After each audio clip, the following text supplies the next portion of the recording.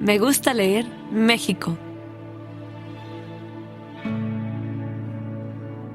Bienvenidos al quinto podcast de Me gusta leer México. Mi nombre es David Velázquez, editor de Penguin Random House, y hoy están conmigo Miguel Moncada, editor de Ediciones B, y Soraya Bello, también editora de Ediciones B. Bienvenidos. Gracias, hola, ¿qué tal? Muchas gracias por la invitación. No, gracias a ustedes por acompañarme este día. Hoy tenemos como tema las novelas históricas. Es un tema, un género muy rico, porque nos ayuda a comprender o acercarnos por lo menos a periodos ya pasados, y nos da una idea muy general, pero con este sentimiento atmosférico de cómo se pudo haber vivido en otra época, de algunos sucesos relevantes, de algunos personajes también claves en la historia. En fin, es un género muy rico y que además tiene muchos subgéneros, ¿no? Da para explorar muchas cosas, por ejemplo, sagas familiares, como es el caso de Los Pilares de la Tierra de Ken Follett, que es una saga larguísima que nos va a ir describiendo a lo largo de los siglos cuáles fueron las transformaciones sociales y culturales en la Europa del siglo XVI, XVII y adelante. Podemos también hablar del subgénero de los misterios históricos, por ejemplo, El nombre de la rosa, ¿no? de Humberto Eco, que es entre novela policíaca y novela histórica, también ambientada en la Edad Media, una novela muy interesante. O tenemos también el subgénero de la biografía ficticia, ¿no? Donde tomamos como referente a algún personaje histórico y tratamos de desgranar un poco su vida en el día a día, ¿no? Yo pienso aquí, por ejemplo, en Noticias del Imperio, de Fernando del Paso, que es un novelón también histórico muy importante en México. Podemos también tratar el tema de la novela histórica desde el cómic o la novela gráfica también. Más tarde hablaremos un poco de esto, pero en fin, es un género muy rico y creo que es uno de los más explorados, ¿no? Desde el siglo XIX ya se tiene noticia de novelas históricas y pues ha dado un montón de imaginación y un montón de obras que han surgido al respecto. Pero hay un peligro muy patente en la novela histórica, y es que obviamente es ficción, no podemos creer todo lo que hay ahí, por mucho que se intenten explicar algunos sucesos, algunos personajes. Hay que entender que también hay licencias literarias, licencias creativas que muchos autores toman, y que no podemos tampoco creer que todo lo que se dice en estas novelas es cierto, ¿no? No sé qué opinan ustedes de este tema. Bueno, en efecto, la novela histórica es bien interesante y pues sí, ante todo hay que tener en cuenta que es una ficción. Pero a menudo como lector uno se encuentra con que a veces leyendo una novela histórica te puedes como empapar del ambiente de la época, de entender o de tener una idea de cómo pensaban, una noción más fidedigna de cómo pensaban la gente en aquella época, accediendo a través de una novela, ¿no? Que leyendo, por ejemplo, un libro de historia. No sé, pienso en la Revolución Francesa. Si a mí me interesa saber sobre eso, yo prefiero leer Los Miserables de Víctor Hugo que meterme en un tratado histórico, ¿no? Bueno, y siento que eso nos da mucha riqueza, pero sí es cierto, o sea, hay que como empezar a distinguir entre la ficción histórica y la historia con H mayúscula, ¿no? Pero es como una paradoja, bueno, para mí, o algo que se presenta ahí ante los ojos del lector. Y es que la novela, la ficción, explora las emociones, ¿no? Claro. El historiador seguramente se enfocará en otras cosas, no explorará las emociones. Y eso nos da una riqueza o una información como muy fidedigna, ¿no? El registro emocional. ¿Cuál es el registro emocional de una época? Pues por medio de la novela creo que puedes acceder. Pero sí, teniendo en cuenta esto, ¿no? Y teniendo en cuenta que también pues los escritores pues a menudo se toman muchísimas licencias, ¿no? Coincido con lo que ustedes dicen y justo, bueno, pensando en mi propia experiencia de lectura, no sé, yo recuerdo las clases de primaria y secundaria, no voy a culpar a los profes, pero la verdad es que a mí me costaban mucho. En muchas de ellas era como, copia tal párrafo de tal página y apréndetelo, ¿no? Y entonces esa manera de tener como la obligación y darle un vistazo medio aburrido a la historia hizo como que al principio yo me alejara de ese tipo de contenido, ¿no? Y como bien dices, quizá lo literario nos puede llevar por otro camino y le quita esa obligación de tener que aprender, ¿no? Lo que decíamos, como muy paternalista el asunto, Sí. es que tenemos que aprender así la historia. Y pues lo padre de la literatura es que te puede llevar justo a conocer emociones y darle otro tinte a esa lectura. Incluso te puede apasionar muchísimo más y hacer que después llegues al ensayo. Pero yo creo que sería un buen experimento que primero llegáramos mediante la literatura, porque al final, pues, a toda la humanidad nos gusta escuchar historias, nos gusta que nos cuenten historias, ¿no? Desde los inicios. Entonces, ahora ha cambiado la forma como nos cuentan las historias, películas, fotografía, cine, o bueno, sí, películas. Pero al final es eso, nos encanta que nos cuenten historias y creo que sería un buen inicio llegar a la historia, a la disciplina como tal, primero con la literatura y después sí entrarle al ensayo y quizá a lo más duro, a lo más académico, ¿no? Sí, que al final, pues la historia no es más que un relato, ¿no? Es una historia que nos hemos ido contando unos a otros a lo largo del tiempo, ¿no? Y También. a veces va cambiando, depende de quién la cuente. En uno de el nuestros libros de aquí de la casa editorial de Yuval Noah Harari, libro de Homo Deus, él dice justo esto, ¿no? Lo que dices tú, Soraya, que el ser humano necesita historias, que una de las cosas que nos distingue de los animales es que tenemos la capacidad de contarnos historias acerca de nuestra realidad, ¿no? Y de esa manera, pues la vamos transformando. Y ahora también la historia con H, como tú también lo dices, David. Sí, la historia mayúscula. Es un relato, con H mayúscula, perdón. Es un relato. Y distintos historiadores verán distintas cosas desde su distinta postura, claro, desde su escuela, y pues bueno, ¿no? Sí, que pues nunca vamos a saber completamente la verdad sobre un tema o sobre otro, porque esencialmente no estuvimos ahí, no somos protagonistas de la historia, ¿no? O sea, sí es un hecho que tenemos que acercarnos con las fuentes que tenemos, con los medios que tenemos, con las evidencias que están a la mano, ¿no? Pero no podemos saber cómo realmente sucedieron, sino que hay que reconstruirlo, ¿no? Y ya el mismo relato histórico, aunque es más frío y trata de una manera científica, ¿no? Ajá, exacto, de tener esa objetividad ya científica, que se lo exige pues el ser una disciplina ya formada, pues tiene que buscar estos objetos o estos sucesos inamovibles, ¿no? Pero sí me parece muy importante lo que dice Soraya, porque es mucho más fácil conectar a través de las emociones, ¿no? Con estos relatos que a través de los datos duros o etcétera, nombres, fechas, todo lo que nos hacían memorizar en la primaria y en la secundaria. Sí. Entonces, bueno, con este preámbulo ya podemos seguir adelante. Hoy tenemos preparado el tema de novela histórica, pero nos parecía importante centrarlo primero en la historia de México, que además es una historia rica en personajes, en sucesos. Hemos tenido, no sé, por lo menos 3.000, 4.000 años de historia muy, muy álgida, ¿no? De muchas transformaciones culturales, sociales, económicas, ¿no? México es un país que constantemente se está transformando, como todos los países, ¿no? Pero parece que en México hay una riqueza también cultural que le ha permitido tener también una serie de procesos muy, muy interesantes. Entonces vamos a empezar con la novela del México prehispánico, ¿no?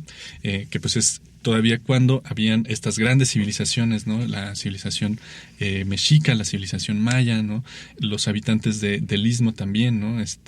El pueblo mije, ¿no? O los toltecas también. Podemos remontarnos hasta los olmecas, que son más o menos la primera civilización ya formada de la que tenemos noticia. Algunos dicen que es la civilización madre, eso es discutible todavía, ¿no? Pero en fin, había una riqueza cultural ahí antes de que llegaran los españoles, ya había sus propios conflictos, pero el conflicto, digamos, el primer conflicto fuerte que tenemos, de que tenemos noticia, pues es precisamente la llegada de estos extranjeros y pues la conquista, pues tanto espiritual como cultural que hicieron, ¿no?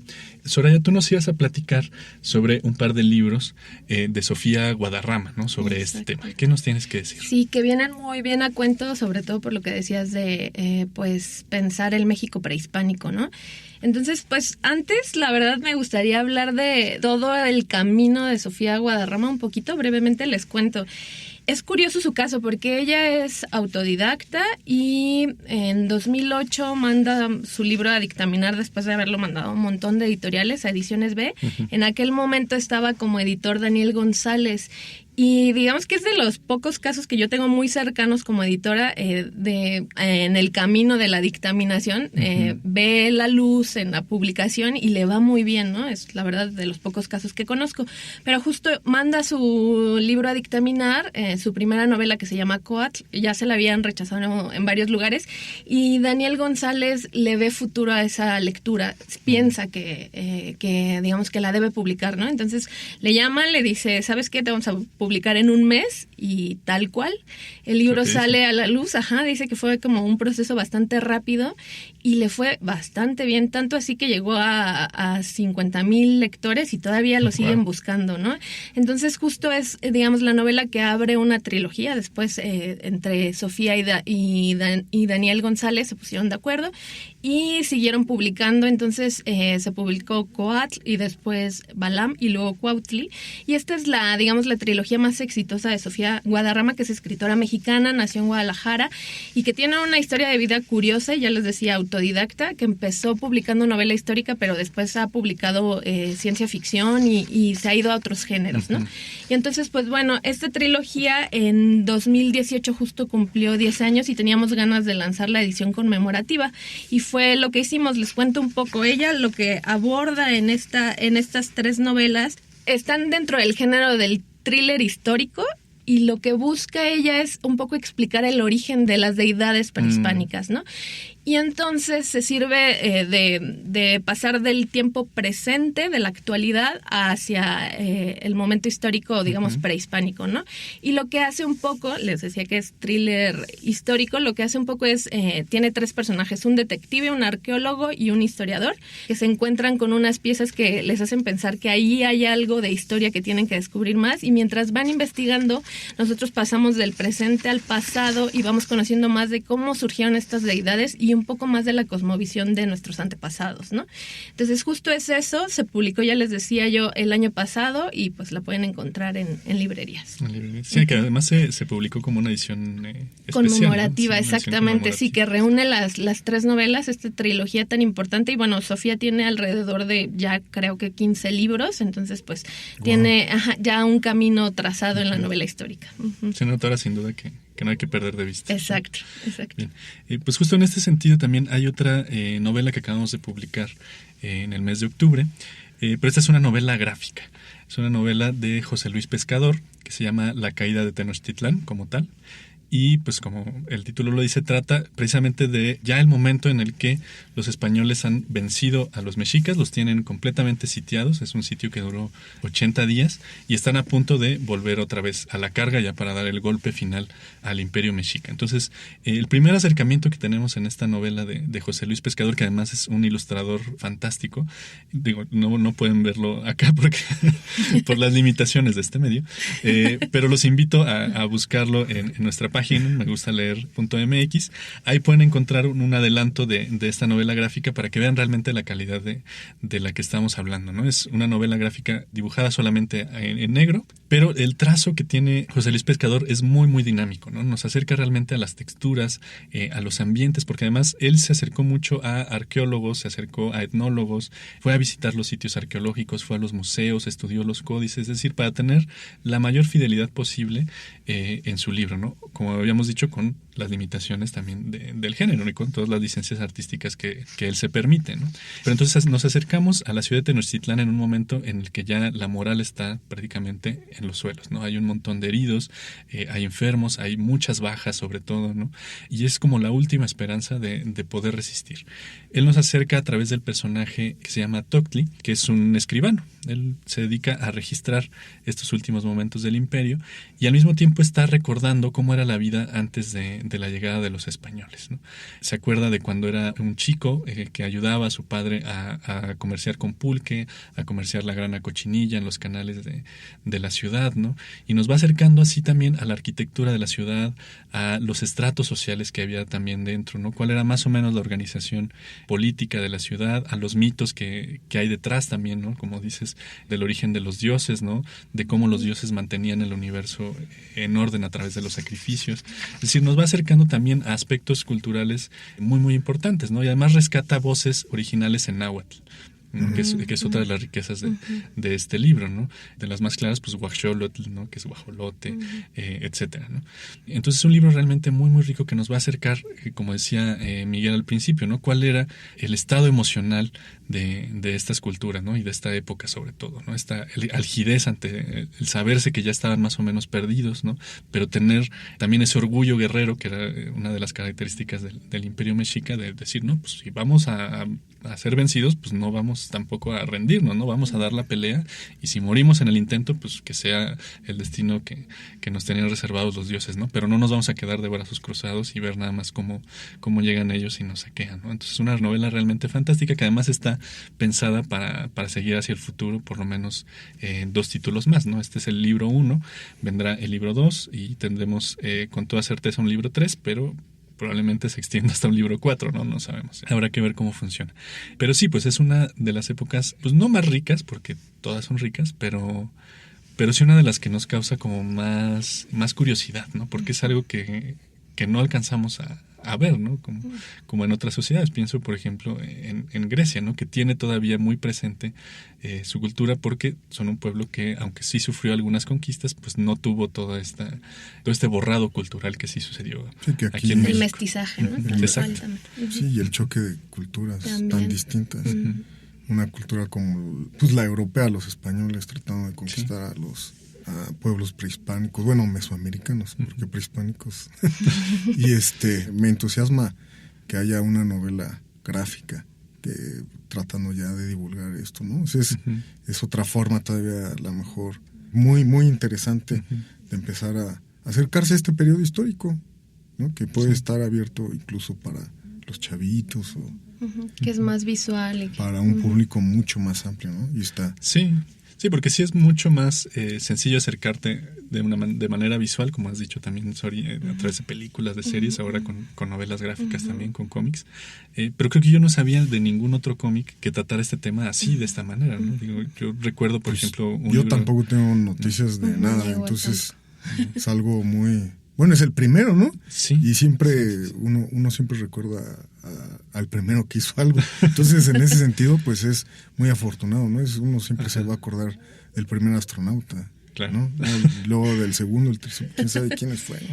Están ahí medio borrados. Están ahí borrosos, entonces, pues, enhorabuena para este cómic, ¿no? Sí, que le vaya muy bien. Sí, creo que el único antecedente que recuerdo es un libro de Ríos, que además pues, es en otro sentido, porque mezcla el humor y la historia, que es México a través de los popolucos, ¿no? Que pues son sus personajes de toda la vida, tratando de contarnos también cómo fue desde el poblamiento del continente hasta el surgimiento de los pueblos mesoamericanos, oasisamericanos, aridoamericanos y la eventual llegada de los conquistadores europeos, ¿no? Pero bueno, es un tema que también da para mucho. Aquí estamos citando algunos títulos, pero hay muchos más, ¿no?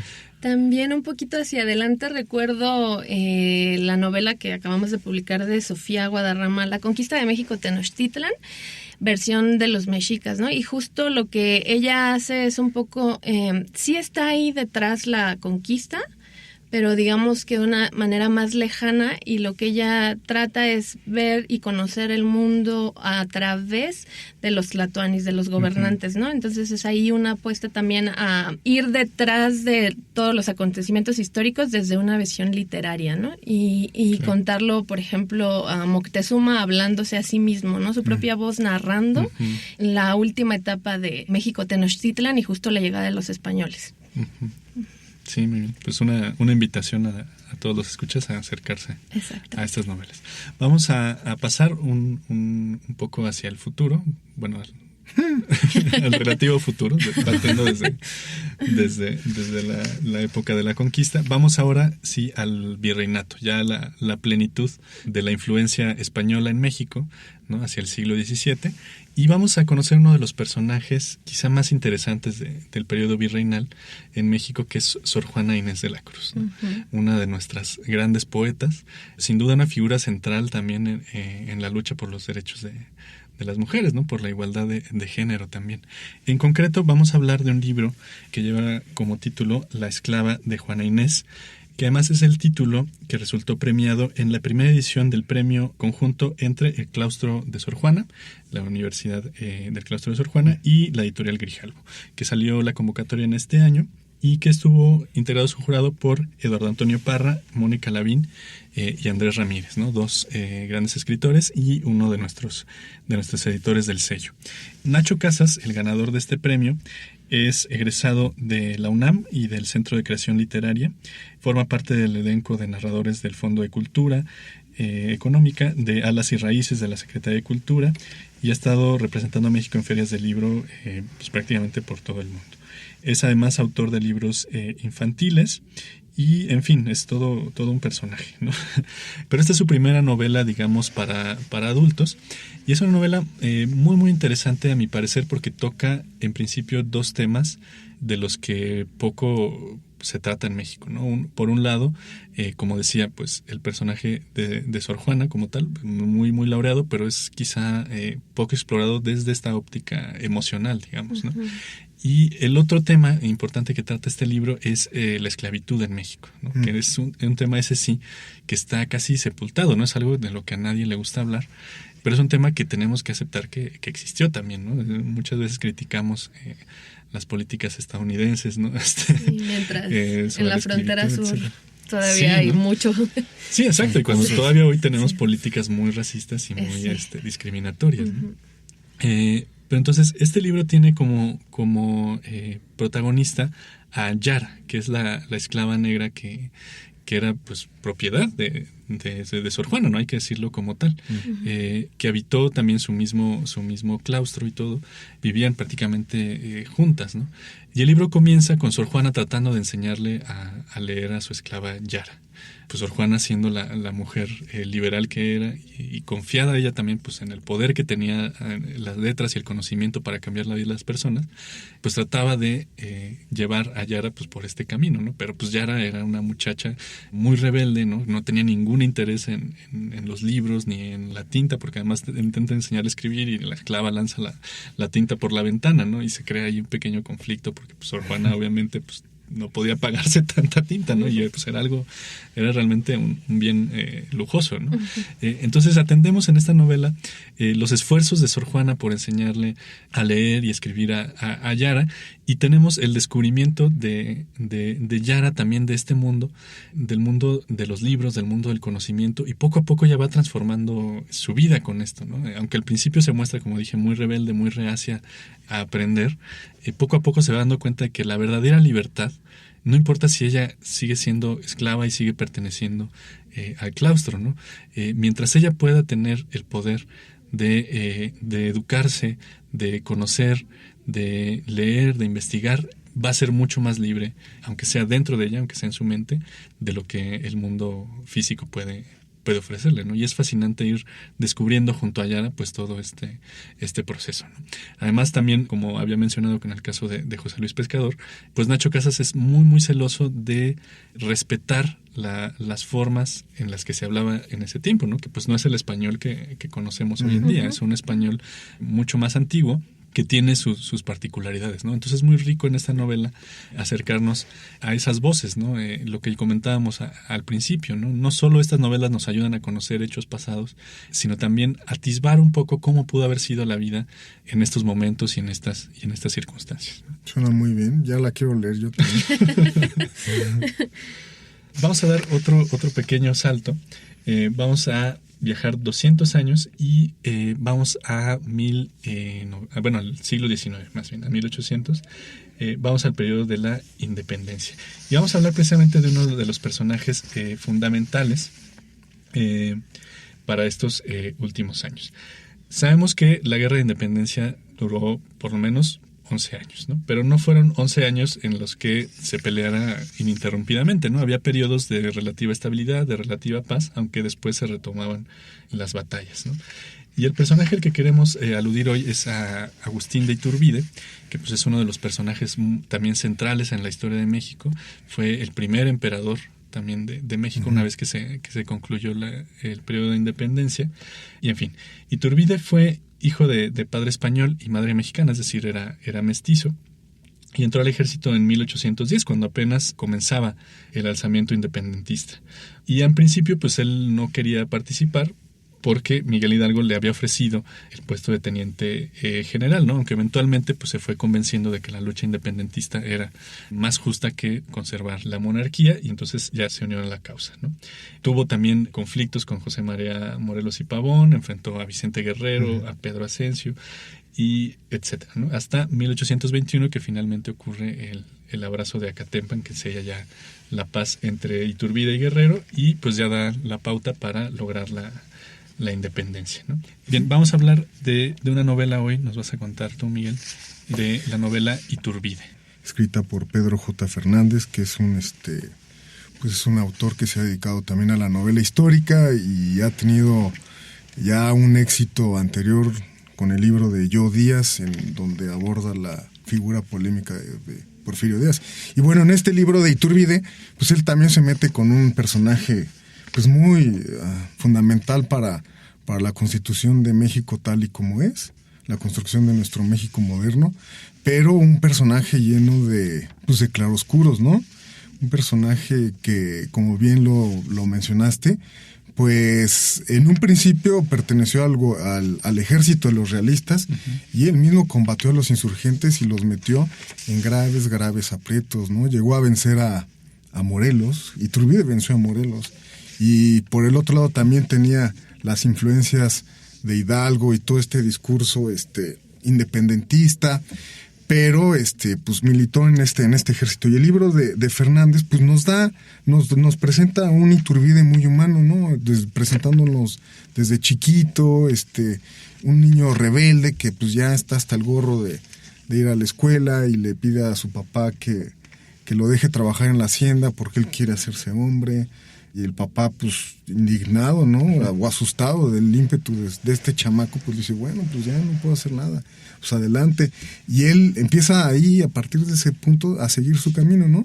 Y ya les digo, se destaca muchísimo en el ejército realista, combatiendo a los insurgentes, pero él pronto se da cuenta de que, pues, el camino no va por ahí, ¿no? Que esto podría ser un regadero de sangre infinito, que nunca se iba a acabar, ¿no? Y entonces, él, teniendo ideas muy independentistas, pero sin pertenecer al bando de los insurgentes, ¿no? Pues dice, hay que sellar ya la paz.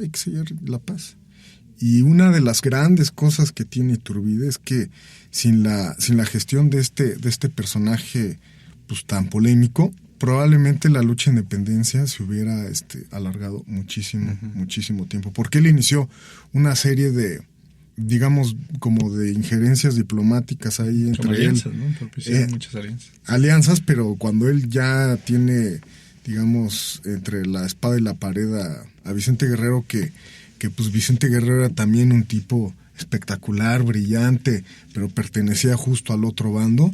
Y Iturbide le dice, mira, ya no hay que pelearnos, hay que hacer una alianza. Ya hay una serie de cartas maravillosas que están por ahí, en las que cada uno de estos colosos y fundadores de nuestra patria expone sus distintos puntos de vista, hasta que los dos llegan a un acuerdo y pues se sella la paz, ¿no? Se sella la paz y se firman estos acuerdos del Plan de Iguala, y se sella también la paz con Juan de O'Donoghue más adelante. Sí, que ya esa sella ya la independencia. En lo que eso sella ya la independencia completamente. Pero pues Iturbide, como buen personaje polémico, pues más adelante también cede la tentación del poder, ¿no? Y se proclama. Sí, porque un año después de la independencia es coronado emperador, ¿no? Pero un poco es una autoproclamación, ¿no? Y entonces todos aquellos que lucharon con él, porque él logró algo fundamental, ¿no? La alianza entre insurgentes y conservadores, o entre estos dos bandos, entre quienes todavía seguían queriendo ser parte de España y entre quienes decían, no, ya América para los americanos, ¿no? Tenemos que ser independientes. Y pues ahí entran en juego, ya aparece Santana, ¿no? Santana y otros muchos que logran derrocar a Iturbide, creo que 2 años después, si no mal recuerdo, 2 años después, se exilia, se va a Europa, y durante ese periodo a Iturbide se le considera pues enemigo de la patria, ¿no? Enemigo de la patria. Se proclama que si vuelve a tocar territorio mexicano, pues se le tiene que apresar. Sí, lo que de hecho sucede ya él no se entera. En el 26, ¿no? Él no se entera, regresa de Europa porque quiere avisar de se está confabulando en Europa para venir a tomar México, a reconquistar. Él viene a avisar de esto y chin, se le apresa. Entonces es un personaje pues polémico por donde se le quiera ver, ¿no? Pues digamos, fue un tipo muy libre, muy auténtico, muy fuerte, no le tembló la mano a la hora de ejecutar, vivió periodos muy violentos de su vida, pero también se dio cuenta de que la paz solamente se podía forjar mediante alianzas, mediante palabras, mediante alianzas diplomáticas y políticas, y pues digamos, la verdad es que la independencia no se entiende sin la intervención de Iturbide y también sin la intervención de otros personajes históricos pues bien apasionantes, bien importantes, ¿no? Las cartas estas entre Guerrero y él ves las dos visiones, ¿no? Y las dos son muy interesantes.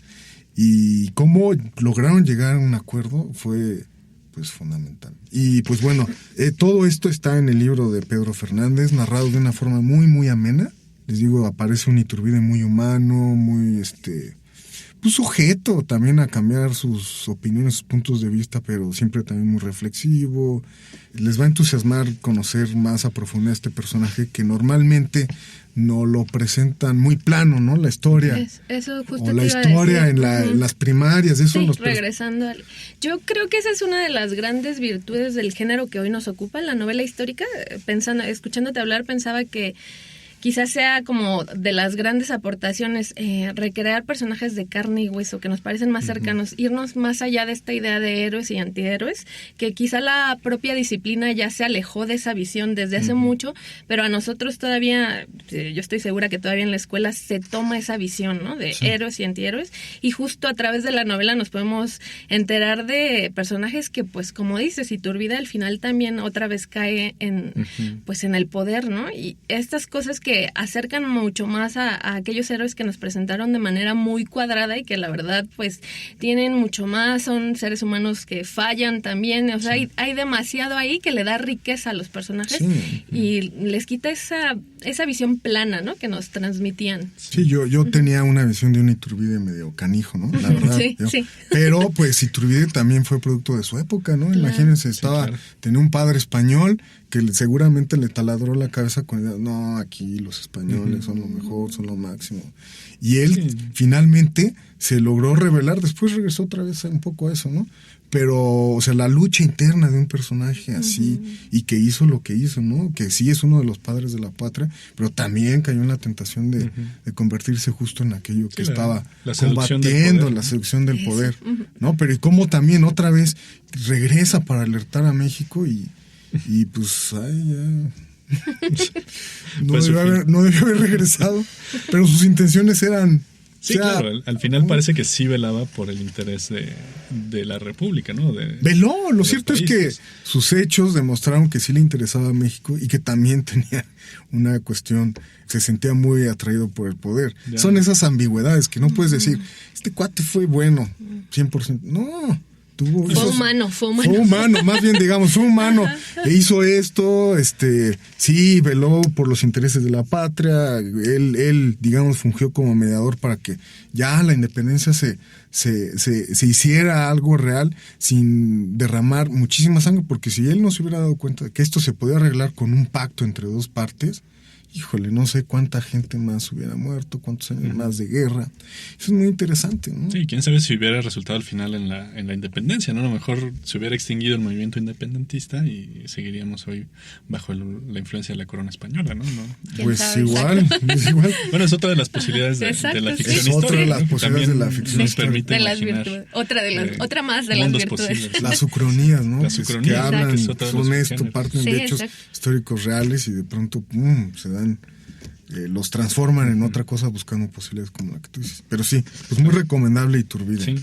Y algo que me gusta de Pedro es que sus personajes se sienten muy, muy humanos, ¿no? O sea, como Sí. decía Soraya, realmente accedemos a esa dimensión, ¿no? No, ya no como héroes o como antihéroes, ¿no? Despojándolos de toda la mitología que podemos colgarles como medallita, pues realmente accedemos a su dimensión humana, ¿no? Que al final, pues son eso, son personas, ¿no? Personas que se enfrentaron a ciertas situaciones, a ciertos retos, que tenían ambiciones, que tenían deseos, también sus contradicciones, ¿no? Y que al final, pues, si lograron ciertas cosas o no, pues fue precisamente porque tenían eso, ¿no? La posibilidad de lograrlo y porque tenían el deseo, ¿no? En fin, vamos a dar otro salto porque además no todo fue perfecto después de la independencia, aunque sí hubo un periodo más o menos de estabilidad. 40 años después, más o menos, ya con Benito Juárez en el poder, con la lucha de reforma, ¿no? Cuando se quitan estos últimos privilegios que seguían teniendo los españoles en México, ¿no? Entre ellos, pues, la apropiación de los terrenos de la iglesia, etcétera, la visión de la iglesia del Estado, ya por fin se elimina la influencia de la iglesia católica en México, o al menos en el Estado, pues. Llega otro conflicto, que es el conflicto entre quienes quieren volver a una monarquía, ¿no?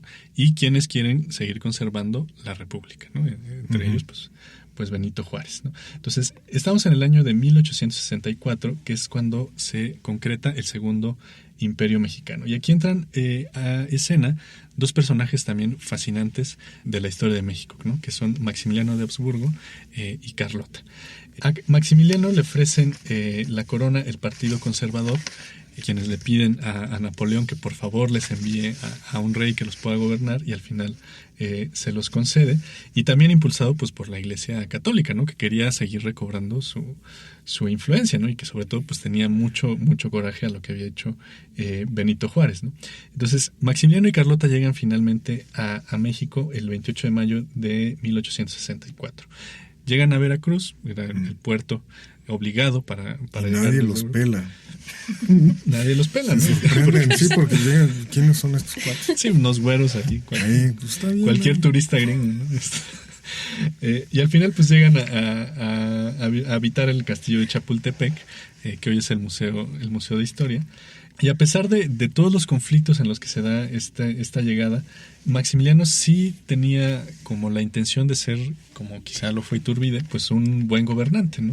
Reformó en materia agraria, estableció el Banco de México, Sí, impulsó algunos derechos sociales. Fue muy extraño, bueno, muy contrario a los conservadores mexicanos, sí, ¿no? En efecto era un monarca, un rey, pero con ideas muy liberales, sí, que en la práctica eran muy cercanas también a lo que pensaba Benito Juárez, nada más, sí, que, bueno, una cosa muy rara de la historia, ¿no?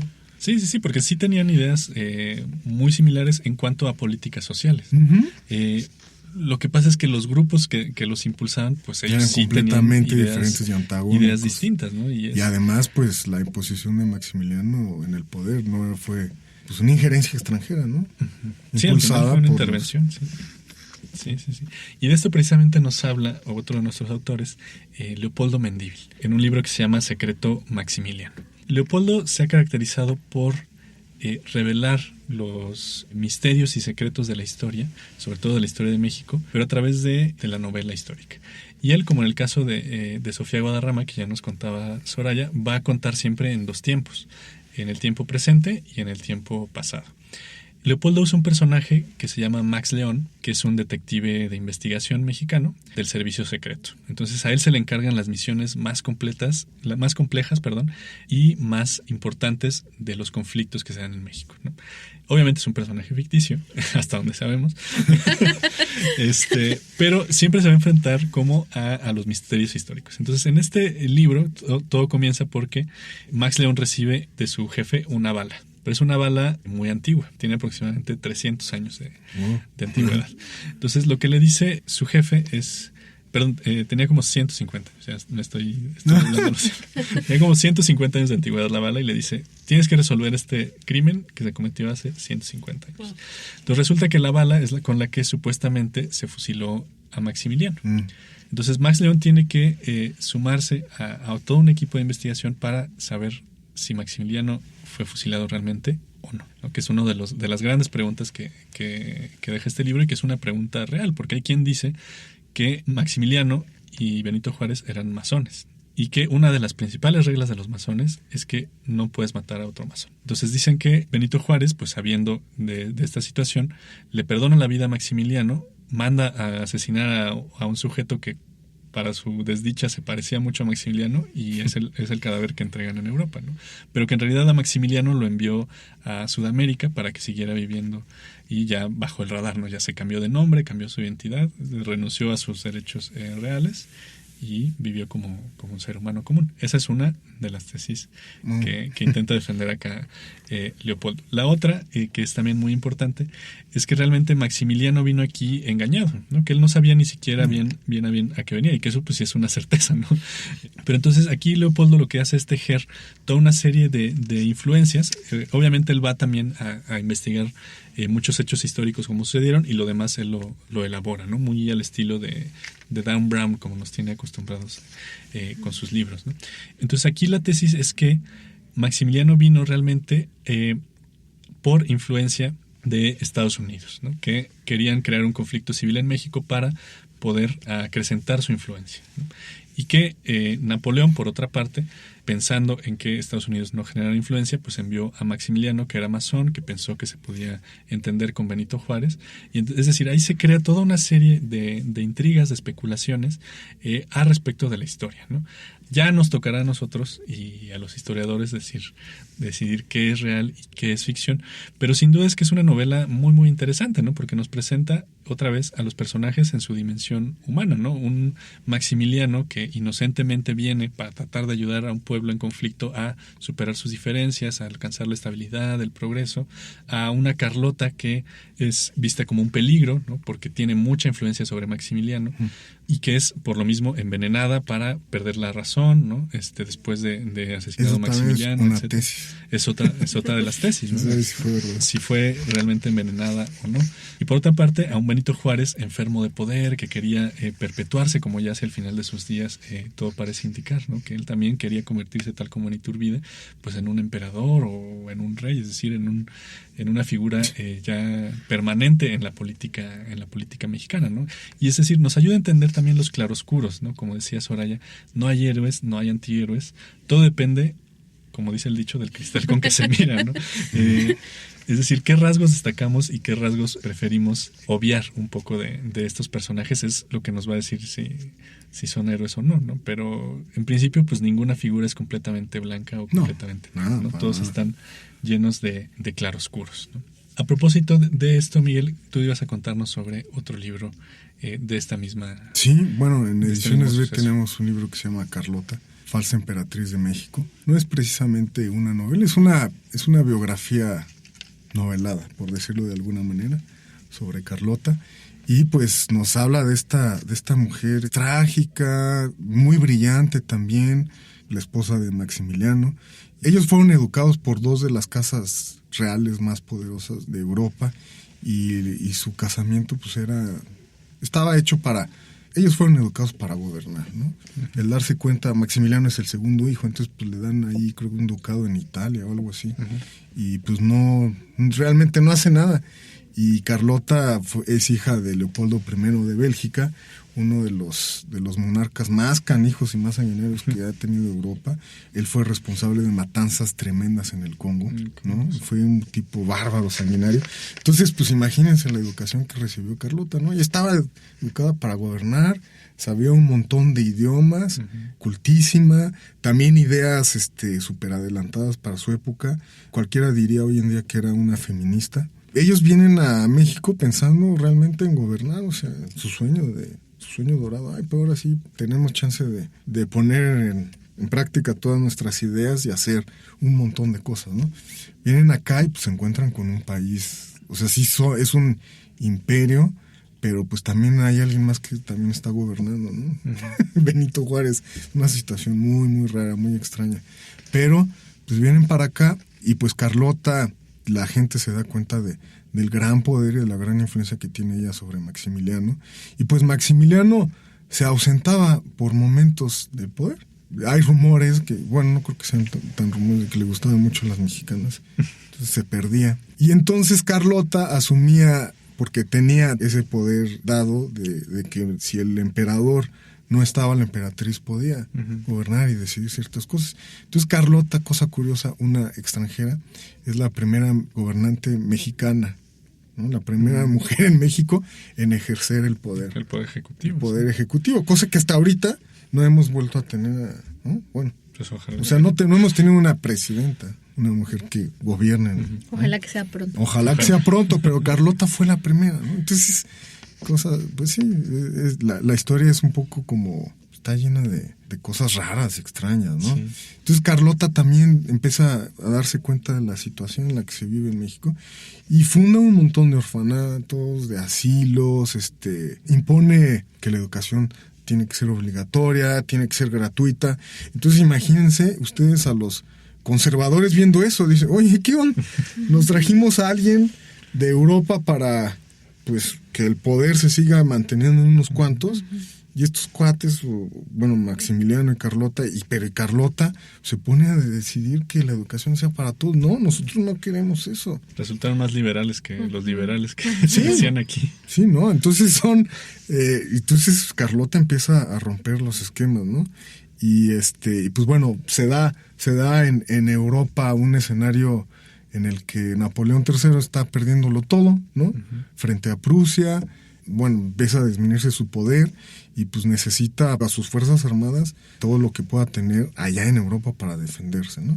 Entonces pues saca a todos los franceses o a la mayoría de los combatientes, de los militares franceses que había aquí en México, dándole soporte al Segundo Imperio, a Maximiliano y a Carlota, se los lleva para allá y pues esto...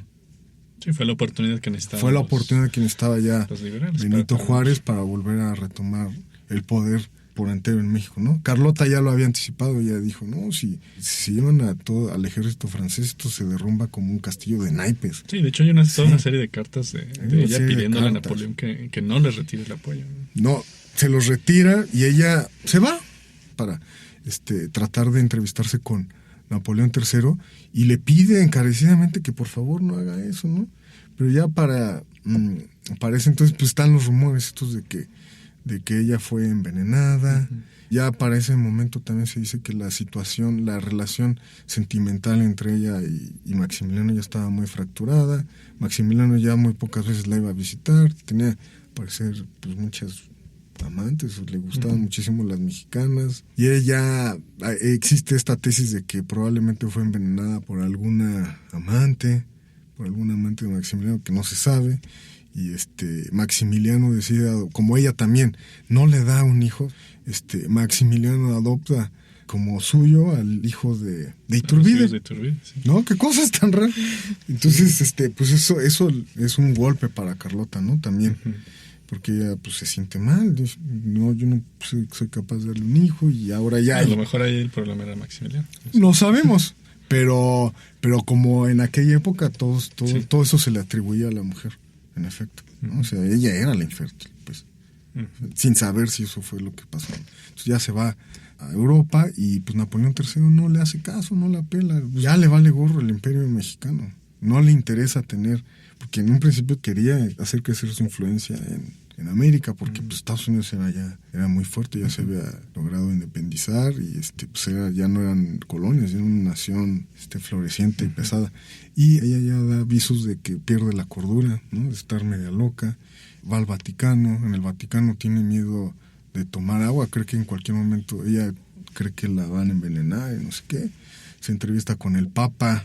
Pío IX la ve tan mal cuando ella se entrevista con él que le dan chance de quedarse a dormir ahí en la Santa Sede. Ninguna otra mujer ha dormido en la Santa Sede. Entonces Carlota es un personaje extraordinario, apasionante, extraño, ¿no? O sea, sí, de nuevo nos encontramos con un personaje muy humano, lleno de contradicciones, con claroscuros, con miedos, con sueños, que cometieron equivocaciones tremendas, ¿no? Sí. Pero también con un gran corazón. O sea, ¿cómo es posible que la hija de uno de los gobernantes que más ha masacrado a la humanidad, como fue Leopoldo I, y esos baños de sangre que se aventó en el Congo, que de veras quién sabe cuánta gente mató, quién sabe cuántos cientos de miles de negros asesinó, pues llega acá a México y ella se preocupa por la gente y pone orfanatos y quiere educar. Son cosas muy extrañas, ¿no?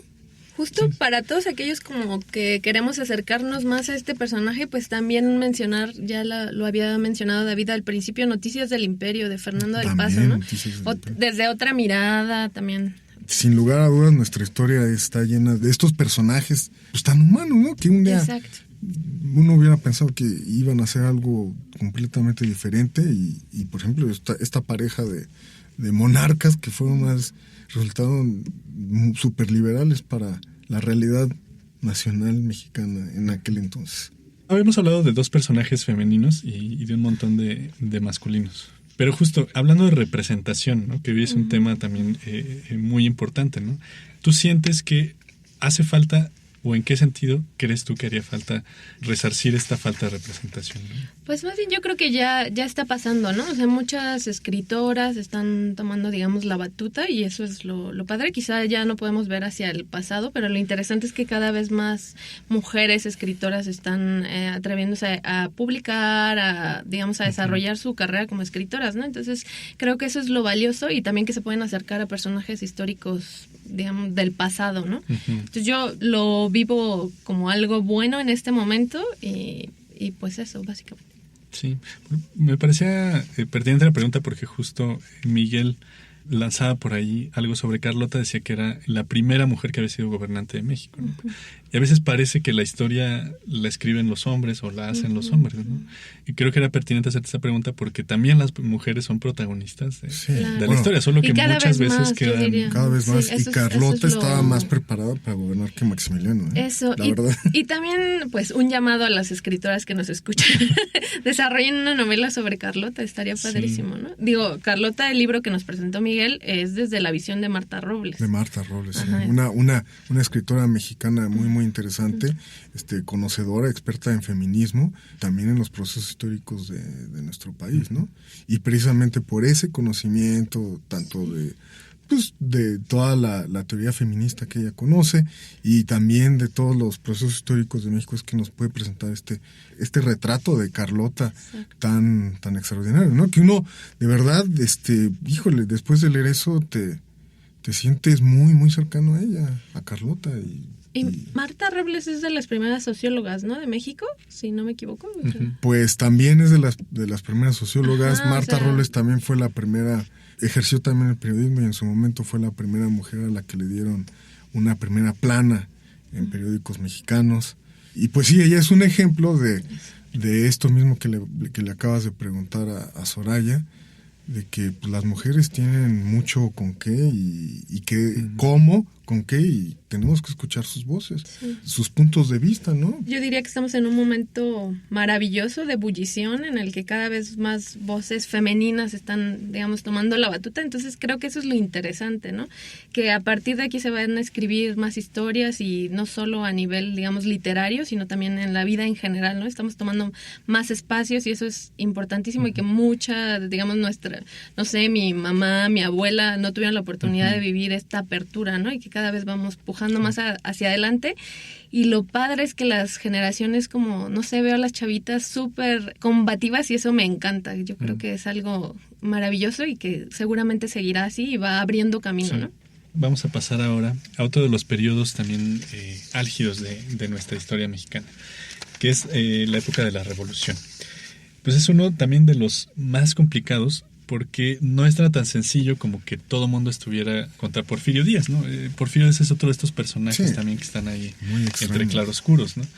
Otro de los megalómanos obsesionados con el poder, pero que también por una parte impulsó el desarrollo del país de una forma exacto, ciertas políticas, pero también con la misma facilidad mandaba a asesinar a quienes se oponían a sus políticas, etcétera, ¿no?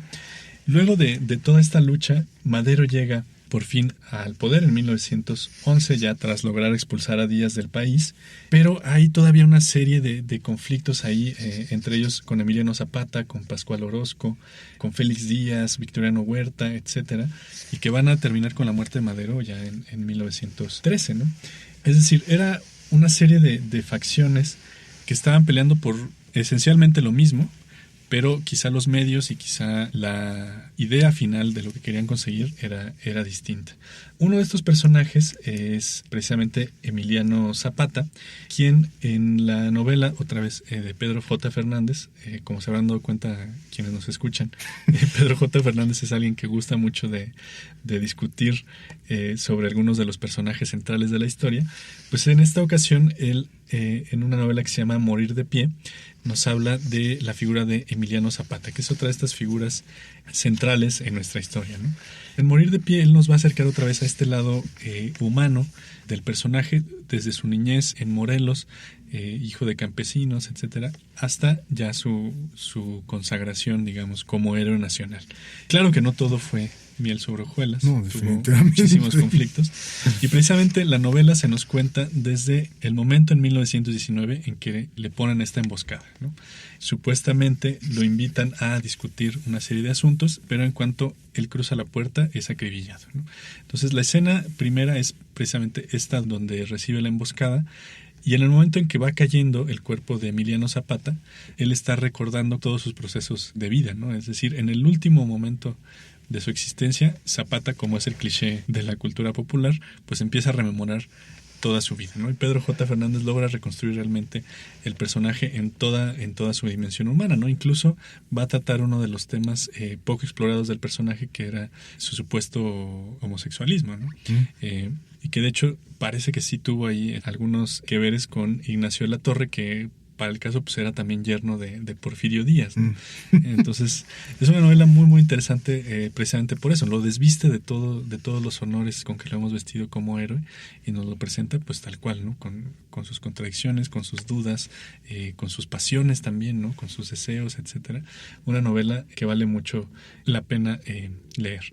Sori, no sé si quieras decirnos algo. Sí, justo queríamos recomendarles de Carlos Tello Díaz, que es el tataranieto de Porfirio Díaz, y que justo tiene 2 volúmenes de una biografía que digamos que busca ser la biografía definitiva de Porfirio Díaz, su vida y su tiempo, volumen 1 y volumen 2. No es novela, por eso no vamos a desarrollar más el tema, pero sí es una biografía, es no ficción, que queríamos recomendarles porque pues también es la visión desde, digamos, lo familiar, ¿no? Y de un personaje que, como ya bien mencionaban ustedes, es tanto muy amado como muy odiado, ¿no? Con esa polaridad, o sea, hay gente que lo defiende a ultranza y gente que lo odia, ¿no? Entonces, justo un personaje muy interesante, y volvemos a lo mismo de carne y hueso, en el que, digamos, en estos 2 volúmenes, pues el tataranieto desarrolla toda la biografía y busca abordar desde distintos aspectos la vida de Porfirio Díaz, ¿no?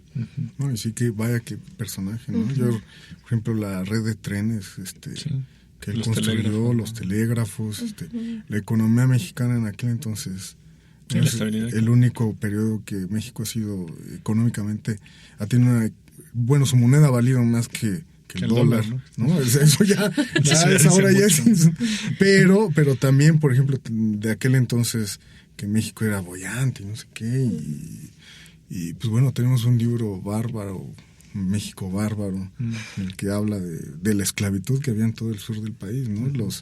Todas estas haciendas de Nequén en Yucatán, que pues esclavizaban a la gente, y parece ser que había toda una red aquí en el centro, que se agarraban a los borrachitos o a gente que tuviera problemas con la ley. Vámonos para allá, para el sur o para las minas, y una esclavitud, ¿no? Sí, precisamente para sostener todo ese progreso y todo eso. Y eso es Díaz, como esa bonanza, ¿no? Es esa bonanza, pero también es ese México bárbaro, es esa esclavitud. Yo creo que todos los personajes que llegan al poder nos van a presentar siempre estas contradicciones, ¿no? Sí. De todos los que hemos hablado ahorita son estos, justo como dice Sori, amados y odiados, ¿no? Justo antes de irnos de la revolución, ahí hablando de la reivindicación femenina, me gustaría hablar de una escritora duranguense, Francisca Moya Luna, mejor conocida como Nelly Campobello, por su seudónimo, de Cartucho. Porque creo que un librazo, y justo lo que decías antes, ¿no? Poco reconocida en la actualidad. Digamos que su nombre suena muy poquito, ¿no? Muy por el underground, por, digamos, el mundo bajo de la literatura, ¿no? Y pues bueno, que es este libro está narrado desde la visión de una niña, ¿no? Y también resulta difícil meterlo dentro de un solo género literario porque podría ser, pues son 55 viñetas que narran distintas muertes. Y justo regresamos como a esta visión de los personajes de carne y hueso, y también lo interesante es que la obra de Nelly Campobello, sobre todo Cartucho, nos lleva a la Revolución Mexicana vista como un ambiente, ¿no? Y el personaje ahí contado les decía, de una niña de más o menos 7 años que te está contando las muertes que ve, ¿no? Son viñetas de violencia tras violencia tras violencia vista desde una visión infantil, ¿no? Entonces, justo eso quería mencionarles, y también pues recordar a la escritora, coreógrafa, bailarina que fue Nelly Campobello, ¿no? Tiene otro título que me parece también muy importante porque que refleja su admiración hacia un personaje tan interesante como Pancho Villa, que es Apuntes sobre la vida militar de Francisco Villa, que en realidad ella escribió luego de que la viuda de Villa le entregó el diario militar de este personaje, ¿no? Y entonces, pues, también es, digamos, visto desde la visión del militar. Ella se propone hacer una biografía de lo que fue el personaje y todo lo que vivió, ¿no? Entonces vemos a un Villa mucho más real, a punto del llanto y en otras circunstancias, ¿no? Entonces justo eso. Y también me parece aquí interesante, antes de pasar a otro momento histórico, recordar pues la importancia de la novela de la Revolución, que es una gran aportación de la literatura mexicana a la literatura universal, ¿no? Digo, aquí ya no ahondaremos en más títulos, pero Mariano Azuela, exactamente, con Los de Abajo y Martín Luis Guzmán con La sombra del caudillo. Entonces, pues ahí hay bastante por donde meterse al género de la novela histórica y conocer mucho más, ¿no? De la mano de escritores mexicanos. Sí, claro que sí. Sí, es casi un obligado, ¿no? Por lo menos Los de Abajo sí es una novela que no puede faltar en ninguna. Y también pensar en Jorge Ibargüengoitia, ¿no? Como esa antítesis, o bueno, como, digamos, darle la vuelta a la novela histórica, a la novela de la Revolución a partir del humor, ¿no? Con Los Relámpagos de Agosto, por ejemplo. Y Los Pasos de López. Pasos de López, que fue su última novela antes de que muriera en ese trágico accidente de avión. No sabía, pero... Ajá, justo. Sí. Yo me acuerdo mucho de Cartucho, me fascinó en la carrera. Sí. Y me acuerdo de cómo esta visión como tú dices, de la muerte, pero a mí hasta me daba ternura, pues, o sea, me acuerdo una vez que decía, que Nelly Campobello decía como que se había asomado por la ventana de su cuarto y a lo lejos veía como un muerto, un colgado, y decía, y entonces vi cómo le caían las gotitas, cómo resbalaban las gotitas de sangre, y se le movían los piecitos.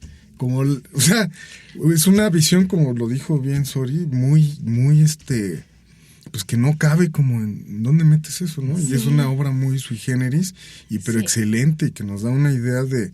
Uno nunca se pregunta, por ejemplo, cómo vivían los niños la revolución. Eso. Pues ahí tienes una idea. Y también con tintes autobiográficos, porque al final Nelly Campobello perdió a un hermano que justo lo narra en Cartucho y a su mamá también, ¿no? Durante la revolución. Entonces, pues bueno, ahí les dejamos la recomendación. Vale. Bien, vamos a seguir avanzando en la historia de México, y ahora sí vamos a la época moderna. Ya con la Revolución habíamos entrado al siglo XX, pero ahora vamos unos pasos adelante hacia mediados, ¿no? Concretamente vamos al México de 1960, ya un México completamente institucionalizado, en teoría pues también con una prosperidad y una estabilidad mucho más acusadas.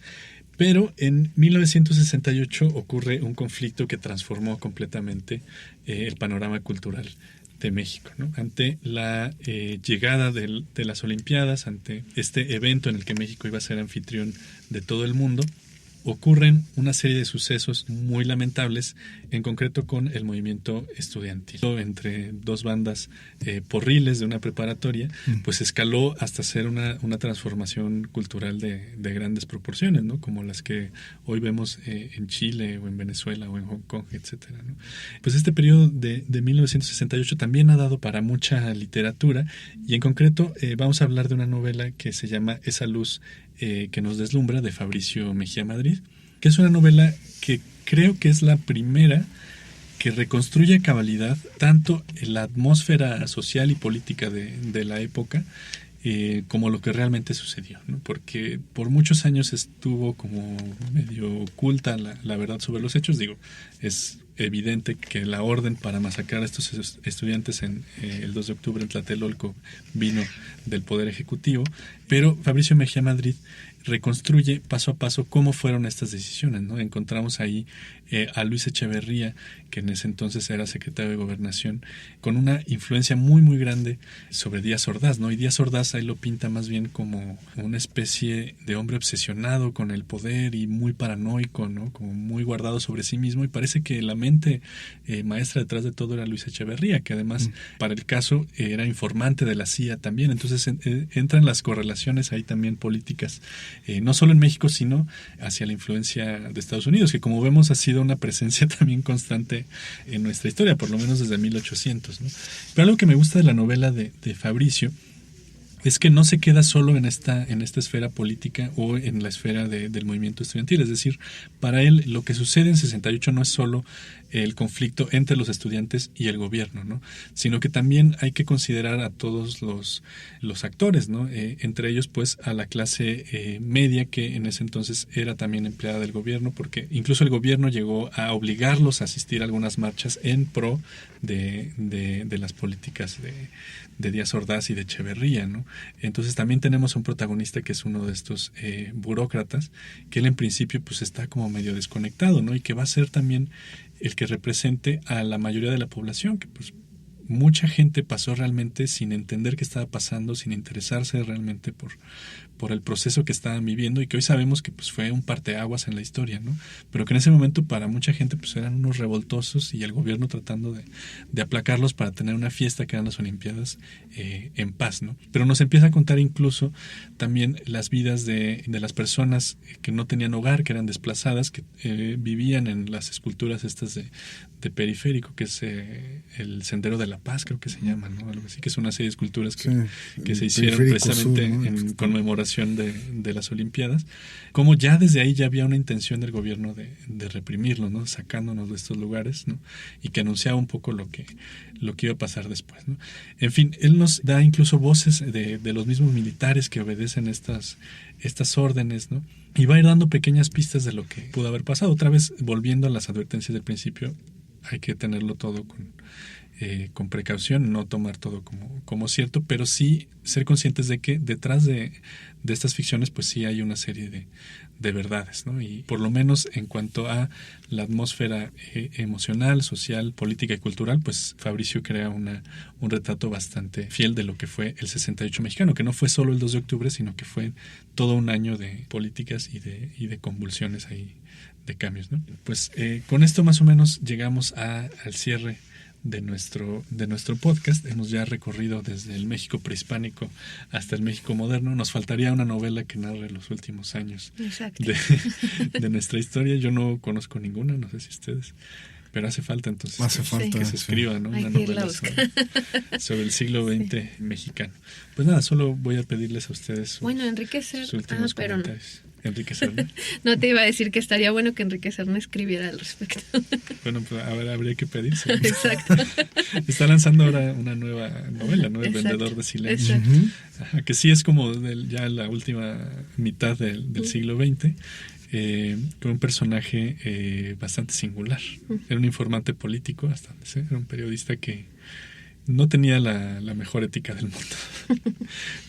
tenía en su mano pues muchos secretos de muchos políticos, de muchos empresarios de la época, y que precisamente eso le ganó mucha influencia en México, ¿no?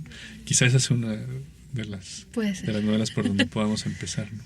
Lo dejaremos para un segundo capítulo. Sí. Que todos se acerquen, que busquen novelas históricas, que se lean lo que les estamos recomendando aquí. Van a aprender muchísimo de la historia de México y van a poder codearse con los personajes que han definido el rumbo de esta nación, ¿no? Y que son personajes pues polémicos, y que no nos creamos que haya una versión definitiva de la historia. Que tratemos de ver siempre estos personajes como humanos, ¿no? Como hombres que tenían sus miedos, sus ambiciones, sus deseos, y que se equivocaron y tuvieron aciertos, y pues nada, lean. Pues muchas gracias por la invitación. Yo me voy aquí con varias anotaciones mentales de cosas que quiero leer, que ustedes mismos recomendaron. Y pues eso, muchas gracias por la invitación. Espero que les haya gustado y un abrazo a todos. Bien, pues muchas gracias a todos. Gracias. Gracias a Miguel Moncada, gracias a Soraya Bello por acompañarme aquí en cabina y gracias a ustedes por escuchar este 5º podcast de Me Gusta Leer México. Los esperamos en 15 días con un nuevo episodio. Mi nombre es David Velázquez. En la producción estuvieron Álvaro Ortiz, Ilse Govantes y Fernanda Belmont. Vamos a terminar esta sesión con un fragmento del audiolibro de Morir de Pie, que ya comentamos hoy. El autor es Pedro J. Fernández. Adquiérenlo en librerías o en formato de audiolibro, como les sea más cómodo. Y pues nada, hasta pronto.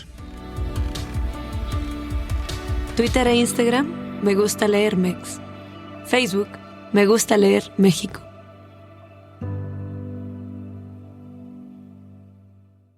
Decía mi mamá que el mundo está lleno de umbrales, aunque no siempre podamos verlos. En los espejos, en las nubes, en los templos y hasta en el propio cuerpo. Al cruzar el primero del mundo, dejas de estar en el más allá y de trancazo existes. Conoces el frío.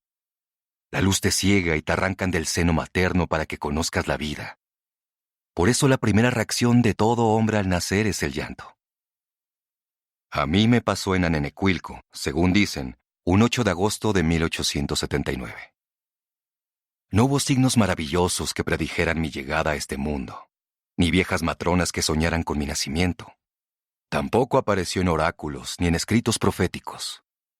Como el 9º hijo de la familia, mis padres, Gabriel Zapata y Cleofa Salazar, esperaban que mi parto fuera igual a los otros.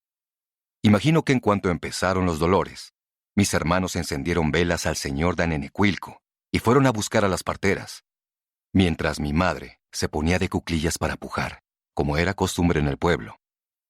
Así, en medio del dolor, traspasé el umbral.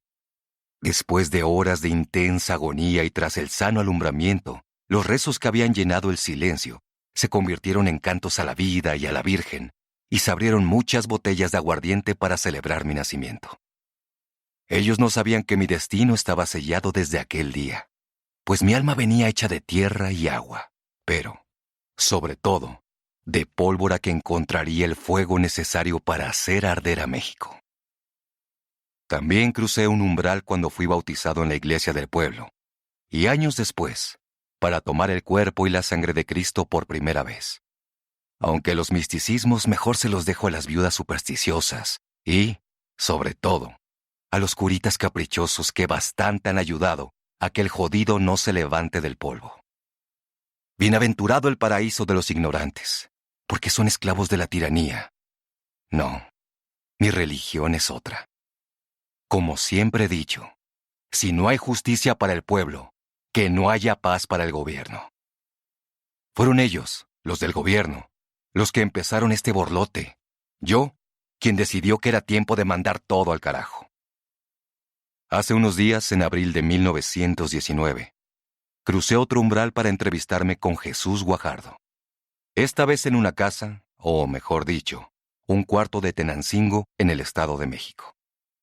Las paredes estaban desnudas como el hueso blanqueado, con cuarteaduras desde el techo hasta el piso, como arañas negras impregnadas en el yeso. Recuerdo una luz gris que entraba por la ventana.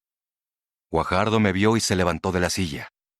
Se veía como Catrín Pasguato, muy delgado y de ojos como el color de la ceniza de un cigarro a medio apagar. Le temblaba tanto el labio inferior que le era imposible esconder su nerviosismo. Tenía, a lo mucho, 30 años el escuincle. Mi general Zapata, recibí la nota que me hizo llegar. Vengo a ponerme a sus órdenes, exclamó como un autómata que ha ensayado muy bien sus líneas. Lo miré de arriba abajo. Le quedaba grande el uniforme y llevaba las botas llenas de lodo. Eso sí, se había puesto harta cera en el bigote para que le quedara a la usanza de la capital. Chupé el puro que llevaba en la boca y solté, con desprecio, una bocanada de humo. ¿Y usted qué dijo? Este tarugo ya cayó, ¿no? Respondí. Si a legua se ve que sigue obedeciendo las órdenes del general Pablo González. Mire nomás, todavía trae el uniforme de los federales. Y la meritita verdad, pues sí me interesa que se una a mis filas, pero pues no me fío de usted. Trae las manos muy manchadas de sangre. Mi general, si usted mandó esa nota a la cantina donde yo estaba. Sabe bien que no estoy contento con las decisiones militares que ha tomado el general González, y cuanti menos que el viejo barbas de chivo del presidente Carranza. Mis hombres y yo estamos con usted y su lucha agraria. Estamos cansados de tanta matazón y creemos que juntos podemos llegar a la victoria. Un discurso conmovedor, sin duda, pero ridículo.